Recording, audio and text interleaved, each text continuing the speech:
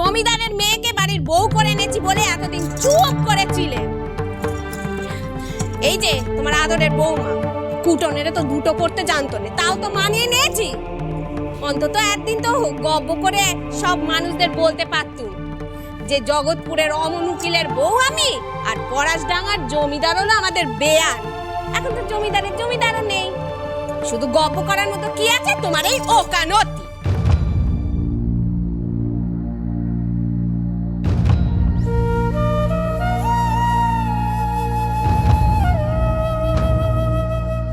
আচ্ছা ছোট, দেখ তুই তো বরাবর চাইতিস যে তোর ছেলের বিয়ে সমান সমান গড়েও। এখন তো তোর সে সাতটাই পূরণ হলো। হ্যাঁ রে, এখন তো জমিদার মশাই আর আমরা সবাই সমান সমান, তাই না? হলো নে দিদি, হলো নে। আমরা হলাম গিয়ে ডাক সাইতে মুকুজ্জে উকিলের বাড়ির নোক। আমার নকশি ছাড়া সর্বহারার দল তো নয়। চুপ কর ছোট গিন্নি, অত অহংকার ভালো নয়। ভগবান কাকে কোন দিন দেন সেটা আমরা কেউ জানি না। ফিরিয়ে নাও তোমার কথা, ফিরিয়ে নাও ছোট গিন্নি, ফিরিয়ে নাও। বাবা, আপনার কি হয়েছে বলুন, কোথায় চললেন? থানায়।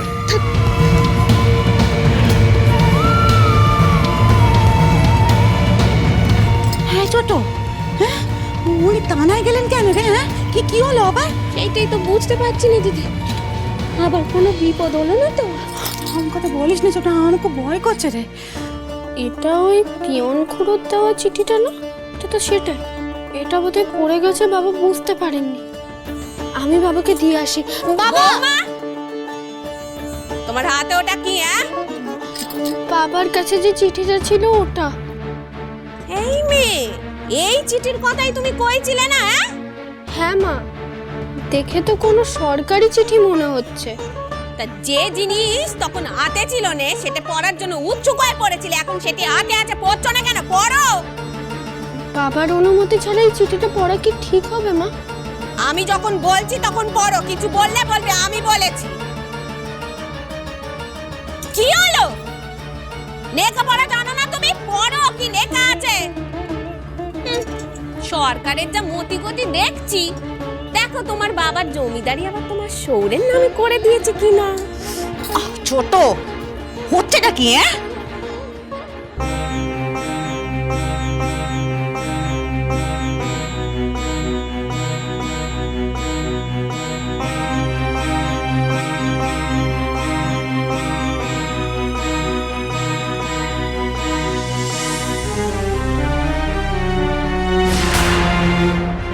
কি হলো বৌমা, চমকে উঠলে কেন? কি লেখা আছে ওতে? সরকার থেকে বাবার ওকালতির লাইসেন্স ক্যান্সেল করে দিয়েছে মা। মানে? বাবার কোনোদিনও কোথাও ওকালতি করতে যেতে পারবেন না। কি?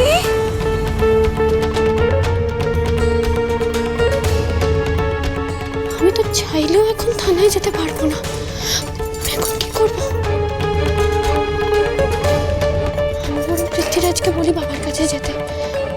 ওনার তো বাইরে বেরোনোর কোনো বাধাও নেই। পৃথ্বীরাজ, পৃথ্বীরাজ, পৃথ্বীরাজ, পৃথ্বীরাজ!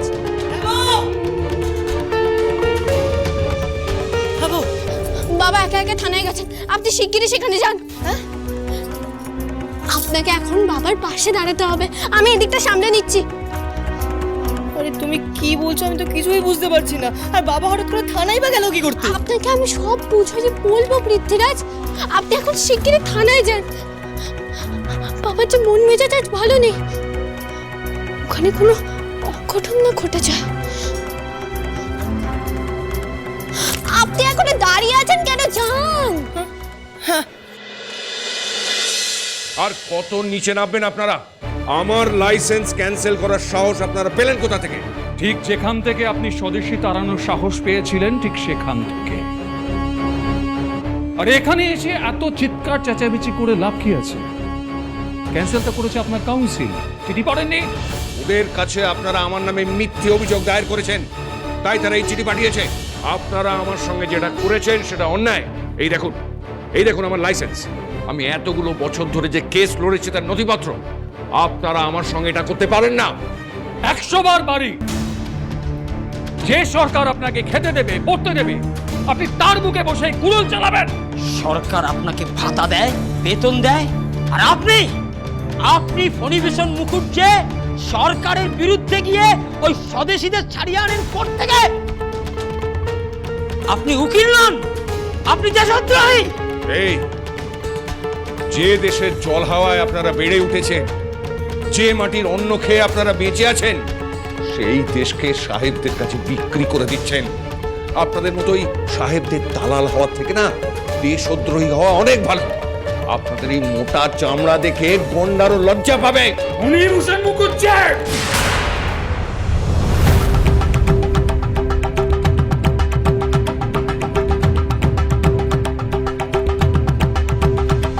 আমার বাবার গায়ে হাত তুললে কিন্তু এই জগৎপুর থানাকে শ্মশান বানিয়ে দেবে পৃথ্বীরাজ।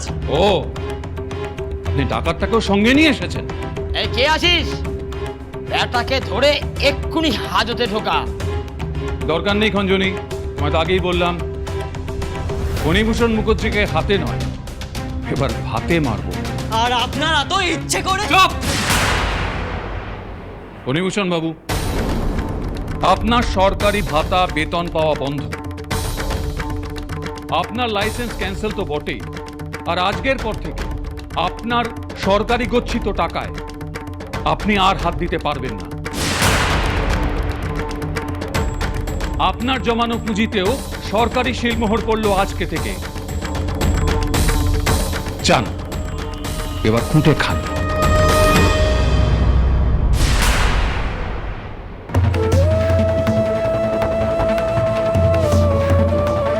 ওখানতি তো ওনার গপ্প, সবাই কত মান্যি গণ্যি করে, সভ্য তো ওনার কত নাম। এ ঠাকুর, ঠাকুর তুমি কেনে এমন করলে ওনার সাথে? এই গোটা সংসারের জোয়াল তো ওনার একার কাঁধে। বাবার মতো একজন সৎ, একজন নামকরা উকিলের সাথে সরকার এটা কিছুতেই করতে পারে না। আর বাবা তো কোনো অপরাধ করেননি, যার জন্য বাবাকে শাস্তি পেতে হবে। কি পেতে হবে না শাস্তি? তোমার মতো একজন মেয়েকে বৌমা করে নিয়ে এসেছে এবারে, এর থেকে বেশি শাস্তি আর কিছু হতে পারে? আপনি আমাকে যত ইচ্ছে বকুন না, আমি এই বাড়ির বাবার সাথে কোনো অন্যায় হতে দেব না। অনেক করেছো তুমি, আর দয়া করে আমাদের পরিবারের জন্য তোমায় কোনো উপকার করতে হবে না। ছোট বউ দোয়াই দিদি, আজ তুমি আমাকে একদম বাধা দেবে না। মা, আপনি আমার উপর একটু ভরসা রাখুন, আমি বাবার সাথে এই অন্যায় কিছুতেই হতে দেব না। এত বড় একটা বিপদে কি করবে কি তুমি শুনি? আমি আমার বাবাকে গিয়ে এক্ষুনি সবটা বলছি। আমার বাবা তো অনেক সাহেবদের সাথেই চেনাশোনা আছে, এই ঘটনার কথা শুনলে বাবা ঠিক কিছু না কিছু একটা ব্যবস্থা করবে। উনি যদি সত্যি করে ব্যবস্থা করতে পারতেন তাহলে আগে নিজের জমিদারি পেরাতেন বৌমা। ওই গোড়া সাহেবরা সবাই এক, শুধু খেতে করতে জানে, কারো সাহায্য না। সাহেবগুলো সবাই এক, সবাই। না না মা, সবাই এক হয় না। টম দাদুর মতো কিছু ভালো সাহেবও রয়েছে, তারা তারা নিশ্চয়ই বাবাকে সাহায্য করবেন। আমি যাই, বাবাকে গিয়ে সবটা বলি। বোমা বোমা বোমা, না বোমা, তুই তো বাবাকে কিচ্ছু বলবি না, তুই কাউকে কিচ্ছু বলবি না। কিন্তু বড় মা, বাবাকে বললে বাবা। বুঝতে পারছিস না, তুই আমার কথাটা ভালো করে শোন। দেখ, ওনারা নিজেদের সর্বস্ব হারিয়ে এত বড় বেপদের মধ্যে এখানে এসে উঠেছেন, তো এখন যদি ওনারা আমাদের বেপদের কথা শোনেন তাহলে বড় লজ্জায় পড়ে যাবে। মা, ওনাদের কিছুটি বলিস না। তার চেয়ে এক কাজ কর, তুই যা ওনাদের কাছে গিয়ে একটু গপ্প কর, কথা বল ওদের সাথে। তোর বাবা তো গেছেন, তা নয়, দেখিস উনি কিছু না কিছু একটা সুরা ঠিক করবেন। তুই যা গিয়ে কথা বল ওদের সাথে, যা।